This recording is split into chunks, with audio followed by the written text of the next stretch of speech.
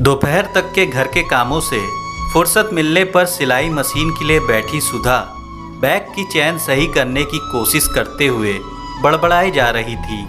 आजकल हर चीज में तो चैन लग कर आने लगी है। पिलो कवर, रजाई गद्दे कवर, हैंडबैग, स्कूल बैग, पहनने वाली ड्रेस, यहाँ तक कि सूटकेस में भी चैन ही लगी होती है। कभी कपड़ों की चैन खराब तो कभी बच्चों के स्कूल बैग की। यह सब तो आम बात है। उफ, ये बैग की चैन तो किसी काम की नहीं रही। ऊपर से मशीन भी बार बार धागा तोड़ देती है। पता नहीं वो डब्बू, बैग इत्यादि की चैन सही करने वाला कहाँ चला गया। हर महीने आया करता था तो कॉलोनी भर के लोगों के कपड़े की खराब चैन रिपेयर कर जाता था, वो भी सिर्फ चंद पैसों में। डब्बू एक खराब जीप सही करने वाला यही कोई 24-25 साल का एक युवक था। बहुत ही मेहनती और मृदुभाषी। चेहरे पे उसके हमेशा पसीने की बूंदें झिलमिलाती रहती, लेकिन साथ ही मुस्कुराहट भी खिली रहती। जब कभी वो कॉलोनी में आता तो गली गली घूमते हुए चैन सही करा लो की आवाज़ लगाता। इसी बहाने कॉलोनी की महिलाएं भी वहां इकट्ठा होके आपस में बातें किया करती। जब वह अपने बैग से मेटल अथवा धातु के जीप निकालकर बैग या ड्रेस में लगा दिया करता था, फिर वो बड़े ध्यान से उलट पुलट कर कपड़े की जीप को खोल बंद करके चेक करता और संतुष्ट हो के कहता, लो मेम साहब, मैंने बैग में मेटल की जीप लगा दी है। अब यह बिल्कुल एक नया जैसा हो गया है, जल्दी खराब भी नहीं होगी। अगर कोई उसे 15 मांगने पर 10 रुपए ही दे देता तो वो भी बिना कोई प्रतिवाद किए चुपचाप जेब में रख लेता। सुधा ने अपने 7 साल के बेटे रेयांश को आवाज़ लगाई। रेयांश बेटे, पापा को बोलो कल ऑफिस से दूसरा बैग ले जाए। पता नहीं ये डब्बू कितने दिन बाद कॉलोनी में आएगा।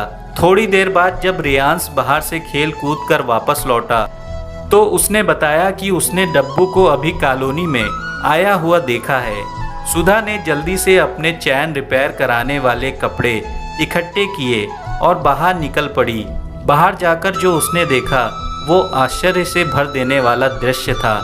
सुधा देखती है कि डब्बू अपने वर्किंग बैग के बजाय एक अपाहिज हुए भिखारी की छोटी सी लड़की की गाड़ी को ढकेल के ला रहा है और उस पर बैठा हुआ भिखारी हाथ फैलाकर भीख मांग रहा है। उसके आगे भीख का कटोरा रखा हुआ है और लोग उसमें पैसे डाल देते थे। पास आने पर सुधा ने बड़ी उत्सुकता से डब्बू से पूछा, डब्बू ये क्या और तुम्हारा वह काम? डब्बू ने थोड़ा नज़दीक आके धीरे से फुसफुसाते हुए स्वर में कहा, मेम साहब, सारे दिन की गली घूमकर मेहनत करने के बाद मुझे मुश्किल से 100-125 रुपये मिलते थे और कभी कभी तो इतने भी नहीं बन पाते थे। ये भिखारी अपना ठेला खींचने का ही मुझे 150 रुपये दे देता है, इसलिए मैंने अपना पुराना वाला काम बंद कर दिया।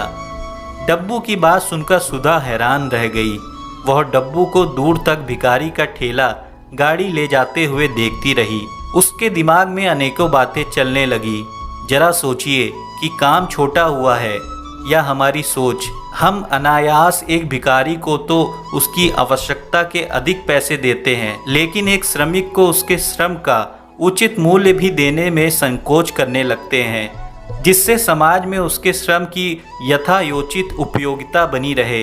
एक अच्छा भला मेहनतकश व्यक्ति जो कल तक किसी सृजनात्मक कार्य से जुड़ा हुआ था और इसी समाज को अपना योगदान दे रहा था, आज हमारे ही सामाजिक व्यवस्था द्वारा भ्रष्ट कर दिया गया। हम कहेंगे कि प्रतिदिन इंसान की महत्वाकांक्षा बढ़ती है, समाज भी इसके लिए उत्तरदायी है।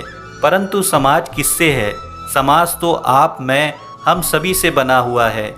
विचार कीजिए, जिससे श्रमिक की खुददारी और हमारी मानवता दोनों ही शर्मिंदा होने से बच सके और डब्बू जैसे मेहनतकश व्यक्ति अपने सृजनात्मक कार्य से जुड़े रहे।